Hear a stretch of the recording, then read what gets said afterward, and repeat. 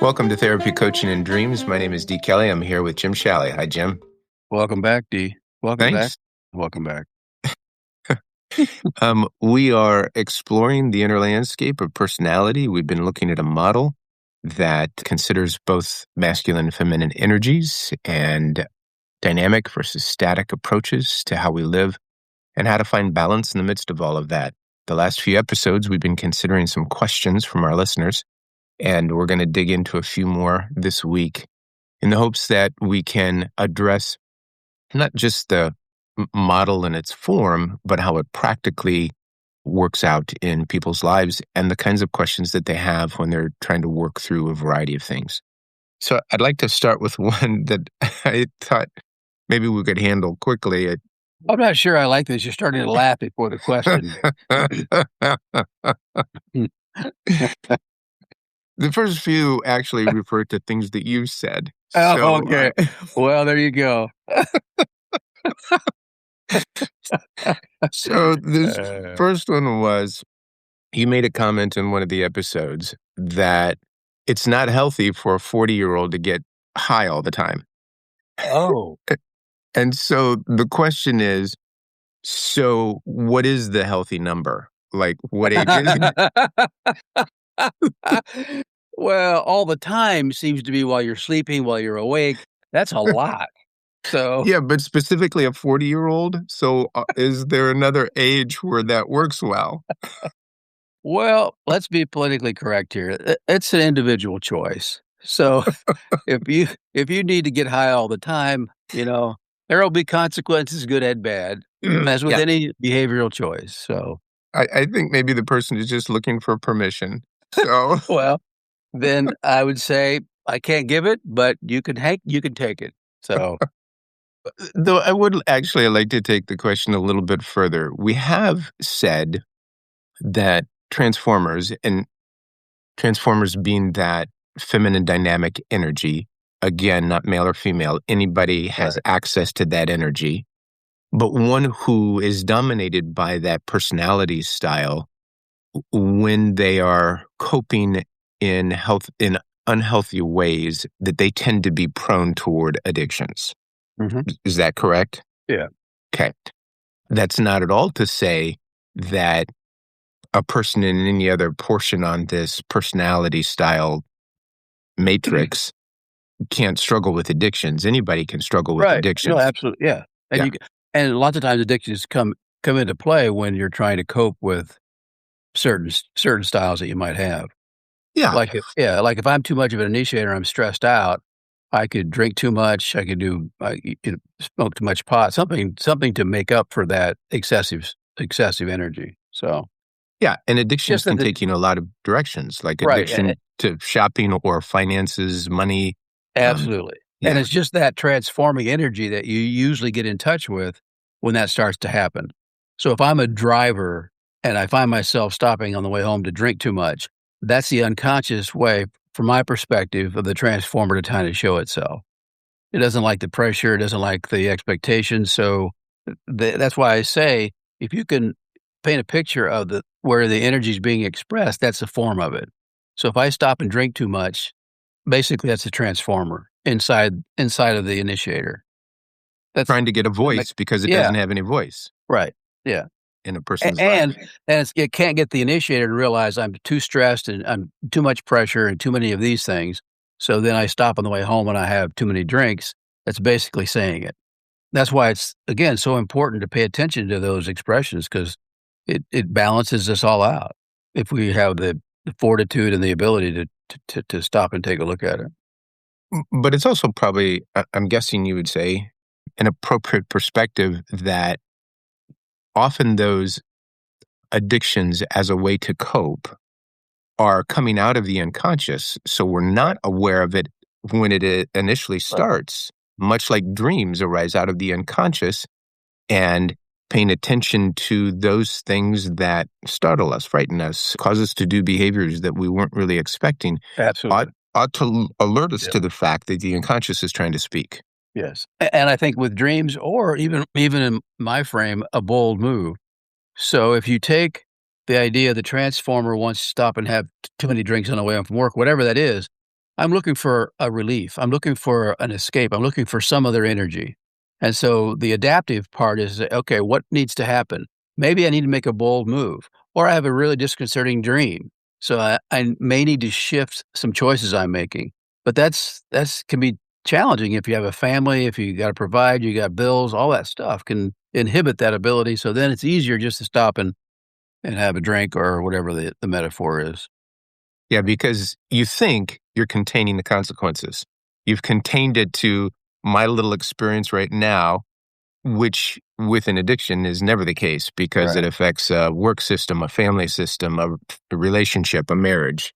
Yeah, but on some level, it's addressing it when the real challenge might very well be I need to change jobs or my marriage is really, really difficult.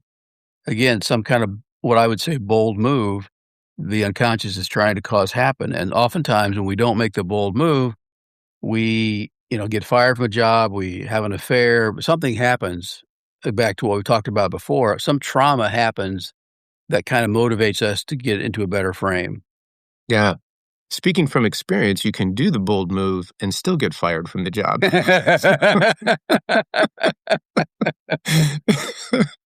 um, Yes, but didn't it turn out good? oh, so good. Yeah. Mm. So in that situation where I don't know if the right word is aberrant behavior, but behavior that maybe you wouldn't even think you would normally do, when you realize, oh man, this doesn't feel like me, then the question is, what's the outward trying to reveal of the inward? So let me try and figure out the expressions of myself that I haven't been paying attention to. And that's the movement toward health. Right. Yeah. So that was a great description of how the transformer side of me can come out and expose how I'm not dealing with a particular issue. And I might also add that when the outward conflict that I'm trying to avoid isn't addressed as the inward conflict that I'm not paying attention to, Mhm. that's often when those kinds of aberrant behaviors get expressed. Is I see the conflict, I'm trying to avoid it, but I'm always paying attention to the outward stuff and I'm putting blame everywhere else. And it's not that the blame goes on me, it's that I'm not paying attention to the inward conflict that has me projecting that all over the place. Mhm. Okay. Yep. It's like one of the easier ways to diagnose it is if I have a problem and I think, "What would I like for someone to do right now for me?" If somebody outside of me could come in and do something, what would relieve my angst? And typically, that's the energy that you have to access. Yeah, it's a great way to put it. Um, Back to one last issue before we move on to the next question, and that is the transformer. The transformer's energy, very spontaneous, a high energy, looks for change, but is also aware of people and people's opinions. If it's not the transformer energy trying to get a voice, what is the driving force that causes transformers to move down the pathway of addiction? They probably have felt judged or, well, judged. In other words, their energy is way too expressive, and so they feel shut down. They aren't getting promoted at work. Something's affecting because they can't see that they're not necessarily disciplined enough at times. And so they'll get pushback about that, and then that could cycle them back around to being more excessive in their drinking. That's great. I would probably break that up into two parts. I That's think good that because I probably didn't say it well enough. So that's good. I would say that the part you just described is sometimes self-imposed, but it's also sometimes that the world that the transformer is in, whatever their local network of friendships or relationships, often don't know what to do with the transformer because they're not bound by the same social norms, it seems, Mhm. as others are. And because their cultural environment doesn't know what to do with them, sometimes that leads to trying to cope with that feeling of aloneness that can lead first to like the one step toward addiction. The Yeah. second, go ahead. They will they will feel misunderstood. Right. Yeah. Great way to put it. I think the second piece is that the spontaneity that naturally comes with a transformer is like, oh, there's this here. Yeah, let's try that. Oh, let's do that. Can often lead to that chemical shift in the brain where, oh, that was fun. I want to do that again. I want to do that again. Oh, I want to do that a lot. That their natural tendency towards spontaneity and enjoyment of the moment can lead to a chemical addiction that is tough to break because that's the natural approach of spontaneity. And Yeah, it would be interesting to know if a transformer that had the bias of being a strong transformer had more of a dopamine rush need. yeah, Yeah, that would be interesting to know that they're looking for that, whereas other styles wouldn't be as much. But the transformer's probably looking for that fix. It'd be interesting to know. I mean, we're all kind of addicted to our screens and our phones and stuff, but it would be interesting to do a breakdown of that to see if transformers are more likely to be stuck in that. The other thing is that we've talked about in earlier episodes, they're usually in relationship with a stabilizer.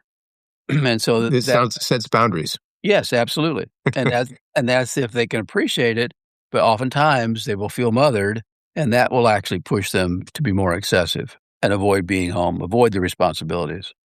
I also don't want to take away from the fact that a healthy transformer knows that about themselves and sets their own boundaries, which is Absolutely. Not that I know anything about that. I'm just saying that's absolutely true. I think that is, I mean, a transformer who is self-aware, it just is a very attractive personality style. The energy with boundaries, wow, it's like a magic formula. It's really true. It's like again, finding that edge. As you age, you find it a little bit easier, but it's finding that edginess of should we go up that trail or should we go down that? Should we go around the trail or yeah. Yeah. And a transformer says, we got time to do both. Let's just go. Yeah, that's true. Let's shift gears a little bit. One of the things that came up in one of our previous sessions was a statement that studying this framework helps us to understand ourselves and the divine better. Yeah. How does it do that? Well, Remember, you let me asked not to hear let these me questions ahead of time. let me This is your own fault. let me defer to you. That's got to get into a conversation about how the divine is expressed and what's the divine mean? So you're the pastor. You sound a little tongue-tied, Jim.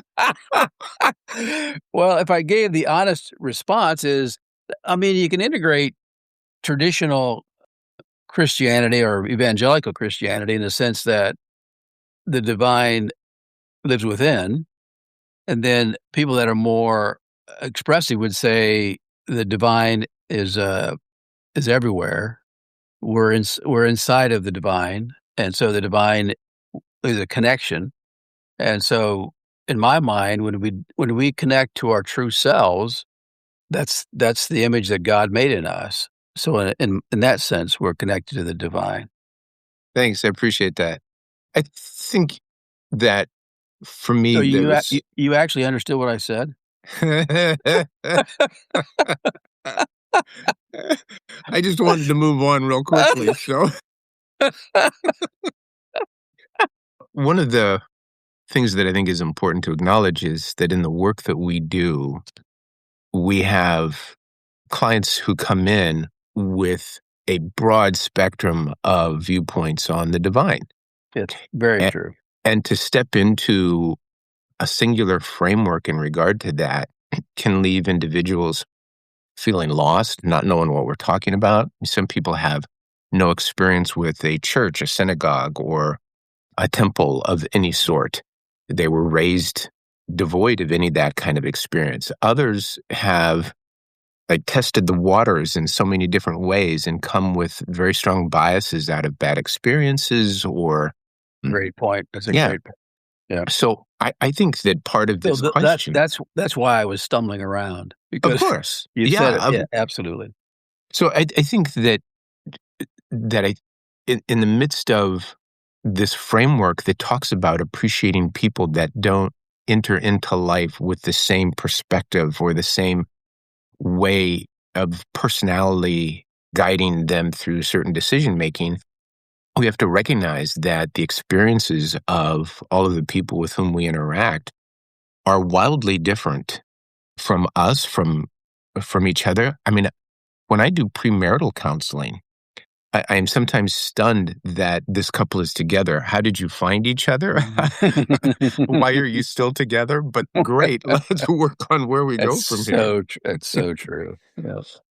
So, And I think that is the challenge because you may have your own personal view, but in our work, it really is a sense of you have to entertain all kinds of possibilities. So that's why the question is like there's probably a bias in the question, and so in the response, do you engage in their bias or do you try to expand it? And yes, I believe that the divine lives within, and our framework is trying to access it in a pretty balanced way. I mean, if you use the Christian scriptures about in moderation in all things, where the Apostle Paul talked about that, well, that's kind of what we're saying. There's a moderation in each expression that we have, and how do we live that out? And I think connecting to the divine is the way that happens. And yeah, we can have a discussion about how you define the divine, because even using the word divine, some people would say back in the old days, it would be New Age or you're watering it down, when in my mind, God can handle all those things. I might have mentioned this one time before, but one of my favorite ancient Hebrew sayings is that the only thing you can say about God is that you can't say anything about God. Because as soon as you say something about God, you've put the divine in a box, and the divine can't be contained in any box we might create. And that Hebrew tradition certainly has some very specific characteristics that not everybody that would come to talk to me or to you would hold. But I do greatly appreciate that commitment to recognizing that the divine is larger than anything we could conceive in terms of the creative force of the universe, the way in which we're all connected. And I will say that I do have a bias in that regard, that there is a connection between all of humanity and all of creation that sometimes peeks through in powerful ways, and sometimes we don't pay attention to it at all. But more and more, as you listen to the stories of people's experiences, it's tough to deny this connection that, to me, speaks to the divine. To that end, I eventually land in a place that the best way for me to understand that connection is first to become more and more self-aware of how that connection exists within me. And then I have this appreciation that it might exist in you in a different way, but is there. And if I'm looking for connection, my connecting bridge is to say, as you've often tried to teach us, this is how I think, but I could be wrong. Right. I would love to know how you think, or how you come to that conclusion, or what's inside of you that leads to whatever it is that we're discussing. That, to me, is the bridge to the collective divine as well as the divine within Great. for me. So, No, that's great. That's perfectly said. Yep. thanks, You Jim. you have to really take a deep breath and realize we all experience life differently, and conversations and asking questions, that's where we connect, and we've gotten away from that a lot, it seems like. Yeah. Let me take this one step further, because this was the third question that came in, and it was just very simple. Could you give us a little bit more of a description of what an integrated person looks like? So, when you have somebody you're working with, what are some of the clues that integration is happening? You can see it in the way they live it out. And I'd like a very black and white answer so everybody can. Well, they will wear certain clothes all the time. Yeah. Appreciate your humor, like the things you like. Absolutely. Yeah. Yes, they will agree with most of the things you say. They're completely integrated. Oh, man, that's a great question. It's just a nuance of the individual without it feels like I'm punning a little bit. The individual feels something. Like the other day, I had a situation at the car wash where this guy kept yelling at me to put my car in neutral, and it was in neutral, but it moved a little bit, so he thought that I was in gear, and it wasn't, and he kept yelling at me. Finally, unconsciously, I screamed. I said, "It is in neutral," and I was like later I thought about it, I go, "Okay, that was a little bit over a little bit weird." So, even when you know it, there's these unconscious triggers that can happen that you just respond out of frustration or whatever. And I think that's why you have to build into all of this some sense that there is no perfect way of being. But after that episode, I thought, how could I, excuse me, how could I have reacted better? I reacted to his energy. And that's what we always do. And so being aware of your own energy and what you're bringing to the table is so important, but that's just takes practice. I mean, good Lord, I'm 73 years old. Should I have had that reaction? No, it was hilarious. Later, I went, okay, that was interesting. I still have my moments where getting yelled at can just initiate this crazy response from me. So I don't know if that answered the question very clearly, but it's an individual journey. If I react in a way that surprises me, how long does it take me to ask the question, okay, what happened there? And I think that's the journey. There's no in other words, there's no template to where, well, I'm in the middle and every given moment I know where I need to be. No, it's experiencing life and using that as the framework to be more aware of it. Wow, that's It's a good. long answer, but that surprised me this week when that happened. It's like, "Oh, okay. That's Yeah. interesting." Thank you. It's an interesting bridge to the last question for today, and that was, why do we hit the same problem again and again? Like, I feel like a person might say, I've gone to therapy. We've talked about the issues that I face. I've worked months to try and work through some things. And then 5 months later, something triggers me, and I go, well, I thought I dealt with that. We talked earlier about a religious framework. That is often the case in religious Oh, frameworks, where I thought I took care of this. I went through what in Christian language would be the confessing and forgiveness and surrender model. And here I am again facing the same thing again and again and again. yeah, and that's the integration of the head and the heart. Yeah. A lot of Yes. people will have an intellectual assent, and they understand it, and all of those things, and then the emotions kick up, and then they get sabotaged because the emotions are still there. And that's why on the ongoing process is to realize I understand intellectually, but emotionally, I still get triggered by it. I can still be affected by it. That's why I say the insight is only the beginning. There has to be movement that changes the brain. And so, what is the movement that I really do understand the dynamic? Well, I start catching myself more often. I become more aware of when I'm being triggered. I take a deep breath. That commitment is so important, and I make a different choice to respond differently to it. I love the three words that go together for me, and that is interest, insight, integration. Like, that's kind of the progression. Oh, I'm Yeah, intrigued by this. I'm interested. And then there's like an aha. Oh, now I see how that works, but it's very intellectual. absolutely. And then there's the integration that brings the emotion in. And here's where I think dreams are so powerful.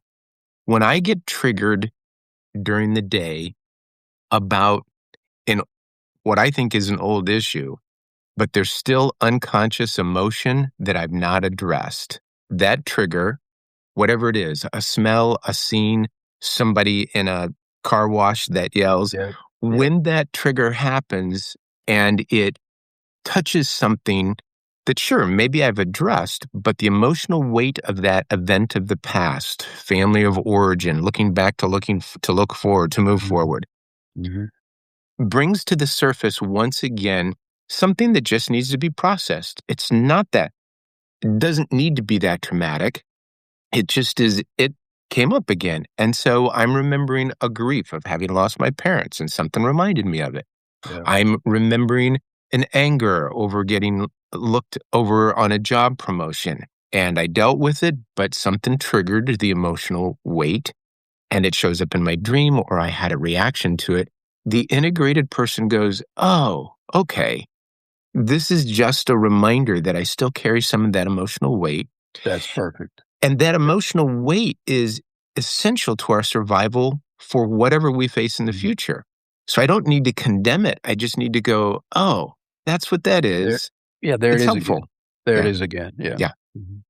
As I thought about the situation at the car wash, as simple as that or as inconsequential as that might be, for me, it's like when I feel like I've done something and I don't get credit for it, I didn't or they don't understand that I've already done it, that can trigger me. It's like I'm ahead of you. It is in neutral, but if you keep accusing me that I didn't know, or I feel stupid, or I feel like I'm not enough, or I did something, yeah, it still triggers that. So Yeah. that's the great point. It's like, yeah, that emotion still lets you know that there's still a wound in there, but you can say, oh yeah, there it is again. I tell people that all the time. It's a reminder. Oh yeah, it's still there. Okay, am I handling it better than I used to? Of course I am.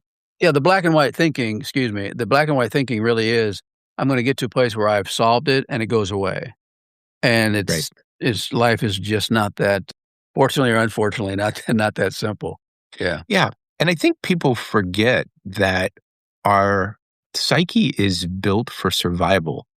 So that if something was traumatizing or difficult or painful in the past, that particular situation, that story is used inwardly to protect us from things in the future that will That bring pain or danger. absolutely, that's great. You're right. And so sometimes it's important for us to tell the same story again. I was harmed by my teacher, boss, parent, sibling, whatever it might be. And that situation was traumatic, but the psyche uses that to protect me in the future, and it alerts me when there feels like there's a danger moment again. Yeah. So not being believed triggers an emotion that is protective, and to go, oh yeah, I know where that's coming from. Thank you, body, for protecting me. However, you can relax. Mhm. We've got this. And, a lot of people won't, remember this quote, but remember danger, Will Robinson, danger. Yes, lost in Okay. space. Yeah, which is an essential piece of survival for who we are. Again, the growth is, it protected me. Do I still need to be protected that way? Yeah, Yep, absolutely. And I use that phrase in therapy a lot. Do you still need to do that? that's great. That's great, and a great place for us to stop. Jim, as always, it's been great to be with you. I hope this has been helpful for the listeners. And again, if you have any questions, we hope to shoot them off. This has been a joy for us to dig into some of these. Absolutely, D. Talk to you next time. Great. Bye.